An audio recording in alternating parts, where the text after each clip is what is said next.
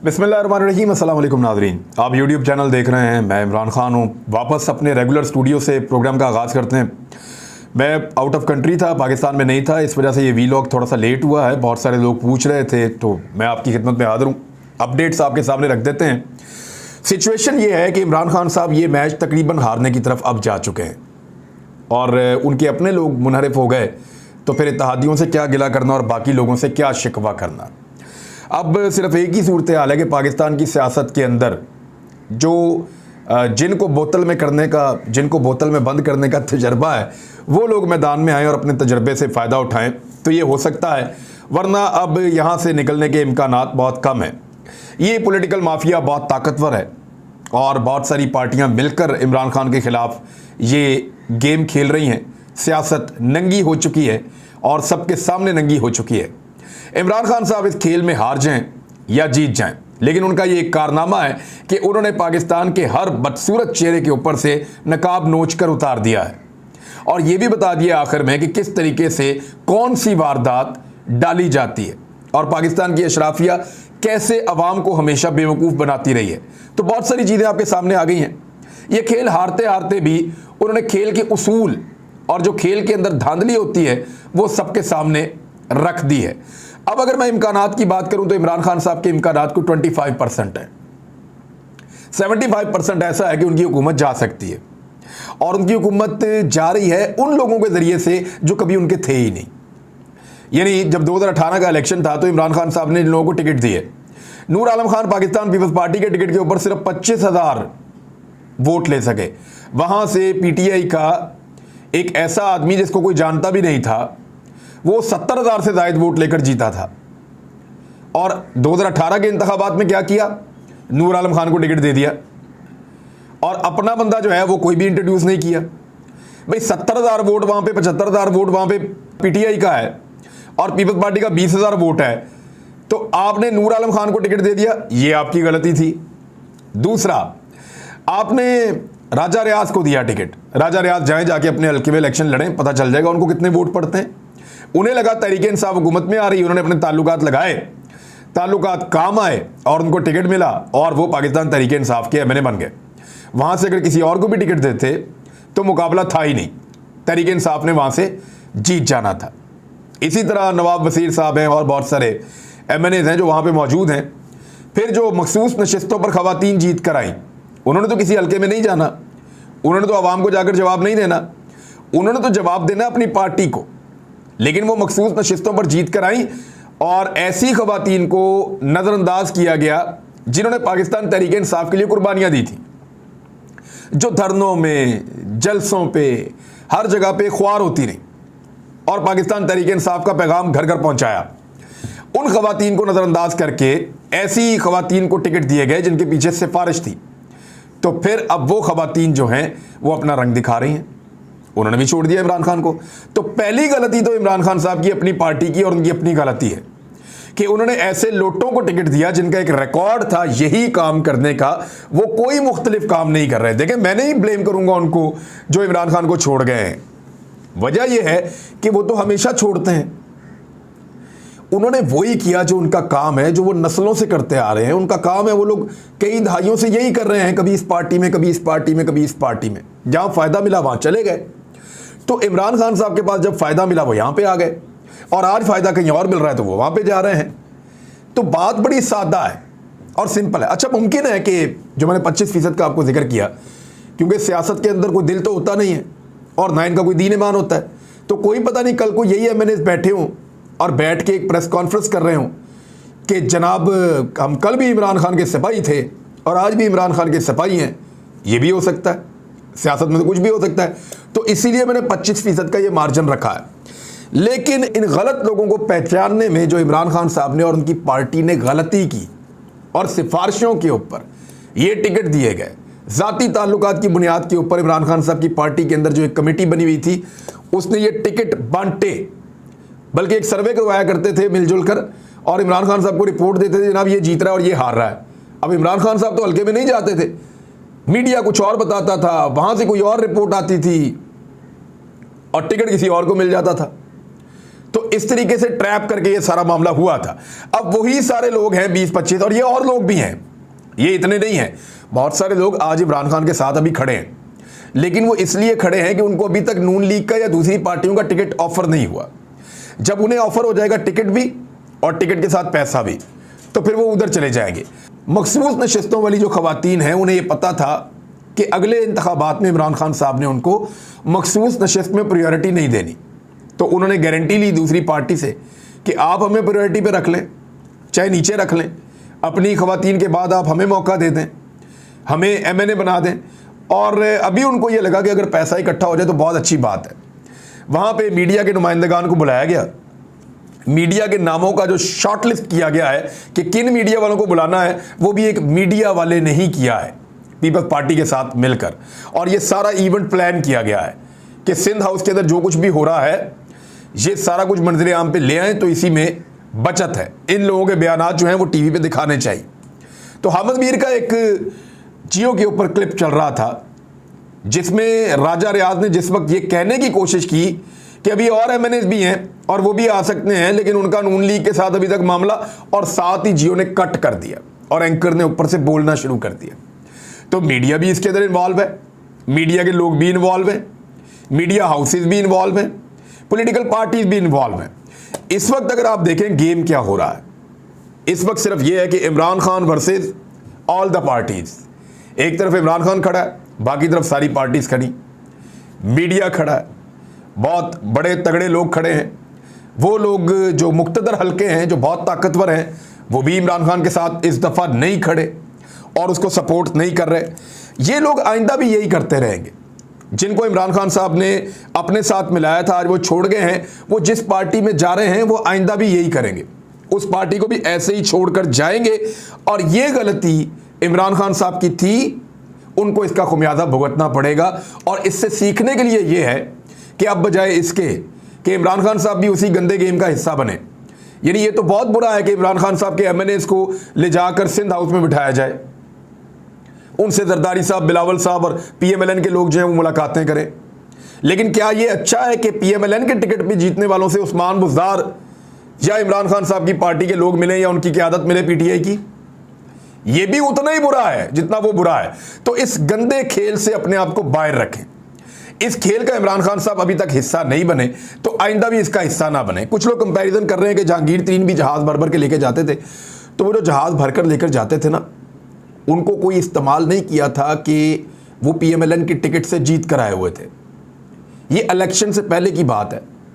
दूसरी पार्टियों के लोग इमरान खान को ज्वाइन कर रहे थे और उन्होंने बल्ले के निशान पे इलेक्शन लड़ना था, और वो कोई नवाज शरीफ के खिलाफ या शाहिद खकान अब्बासी के खिलाफ तहरीक अदम एतमाद के लिए बंदे नहीं तोड़े गए थे, बल्कि उनको टिकट दिया था कि जाओ जाकर मेरे टिकट पे इलेक्शन लड़ो, जीत कर आओ, ये वोट मेरी अमानत है आपके पास या पब्लिक की। उसमें और इसमें फ़र्क है। आप इन दोनों को इकट्ठा नहीं कर सकते। आज़ाद उम्मीदवार जब इलेक्शन के बाद जीतते हैं तो वो ज़्यादातर जो हुकूमत बन रही होती है उसके अंदर शामिल हो जाते हैं। पूरे पाकिस्तान में यही होता है, दुनिया में यही होता है। आज़ाद उम्मीदवार जब जीत जाता है तो वो जो हुकूमत बन रही होती है ज़्यादातर उसका हिस्सा बन जाता है। तो इसी तरह हुआ, पाकिस्तान तहरीक इंसाफ ने जहाज़ चलाया, जहां जहां आज़ाद उम्मीदवार जीता था उसको लाकर इमरान खान साहब को मिलाया, पटका पहनाया और उसको जो है वो PTI के अंदर शामिल कर दिए। तो ये तो एक नॉर्मल रूटीन का मामला है। अगले इलेक्शन में फिर आज़ाद उम्मीदवार जीतेंगे, जिसकी हुकूमत बन रही होगी उसके साथ जाकर शामिल हो जाएंगे, चाहे पीपल्स पार्टी हो चाहे नून लीग हो। हमेशा ये होता रहा है। लेकिन सिटिंग गवर्नमेंट के MNAs जो उनके इंतखाबी निशान पर जीत कर आए, उनको तोड़ना और तोड़कर उसी हुकूमत के खिलाफ तहरीक अदम एतमाद लेकर आना, ये हॉर्स ट्रेडिंग और फ्लोर क्रॉसिंग, ये वो चीज़ें हैं ये जो अब की जा रही हैं। इस पे कानूनी ऑप्शन मैं आपको बता देता हूँ। बाबर एवान कुछ भी कहें, इमरान खान कुछ भी कहें, जब तक कोई बंदा वोट नहीं डालता उसके ऊपर कोई क्लॉज या कोई कानून नहीं लग सकता। ये लोग जाकर वोट डालेंगे, इमरान खान साहब के खिलाफ डालेंगे, तो फिर इनके ऊपर क्लॉज लग जाएगी, ये नाअहल हो जाएंगे, डी-सीट हो जाएंगे। लेकिन अगर ये लोग वोट नहीं डालेंगे तो फिर ये बच जाएंगे। तो इस तरीके से इनके ऊपर कोई कदगन नहीं है। इनको पहुंचाना अपोजिशन की जिम्मेदारी है, वो इनको लेकर जाएंगे। इनको रोकना इमरान खान की जिम्मेदारी है, वो कैसे रोकते हैं ये देखना है। लेकिन मेरे ख्याल में पाकिस्तान तहरीक इंसाफ को किसी किस्म का लोग मशवरा दे रहे हैं कि गवर्नर राज लगा दें, नहीं लगाना चाहिए, किसी को भी हीरो नहीं बनाना चाहिए। इन सारी पॉलिटिकल पार्टीज का मुकाबला उसूल के साथ करना चाहिए। हार जाए कोई बात नहीं, जीत जाए कोई बात नहीं, ग्रेस के साथ हार जाए। चौधरी बरादरान की ब्लैकमेलिंग में ना आकर बहुत अच्छा किया, उनको वजारत आला पंजाब नहीं दी इमरान खान साहब ने, लेकिन अब भी अगर उनको वजारत आला पंजाब देंगे तो वो ये सारी गेम करके और सबको साथ मिला के कुछ ना कुछ करके इमरान खान साहब की हुकूमत तो बचा देंगे, लेकिन वजारत आला पंजाब ले लेंगे। मगर पाकिस्तान तहरीक इंसाफ को हमेशा के लिए एक कमज़ोर और एक फारक किस्म की पार्टी बनाकर चले जाएंगे। इमरान खान साहब ने अगर इस पार्टी को मजबूत बनाना है और वो ये चाहते हैं कि पाकिस्तान के साथ साथ ये पार्टी हमेशा चलती रहे, देखें लोग आते जाते रहते हैं, पार्टी चलती रहनी चाहिए। अगर वो चाहते हैं कि ये एक बड़ी पार्टी के तौर पे चलती रहे और इसका नजरियाती कारकुन जिंदा रहे, तो इस वक्त उनका हार जाना उनके फायदे में है। हाँ, अगर उनके लोग अपने वापस आ जाते हैं, उनके इत्तेहादी वापस आ जाते हैं, ये ठीक है, लेकिन अगर उनको अपोजिशन के बंदे तोड़ने पड़े तो नहीं तोड़ने चाहिए। उन्हें गलत हथकंडे इस्तेमाल करने पड़े नहीं करने चाहिए, लोगों को लालच देनी पड़े नहीं देनी चाहिए, इन चीज़ों से अपने आप को गवर्नर राज लगाना पड़े, इमरजेंसी की तरफ जाना पड़े, ये सारा कुछ इस वक्त नहीं करना चाहिए। इमरान खान साहब मुकाबला करें, हार जाएं, बाहर आ जाएं, लेकिन उसके बाद क्या होगा? एक भानुमती का कुंभा है जिसकी हुकूमत बनने जा रही है।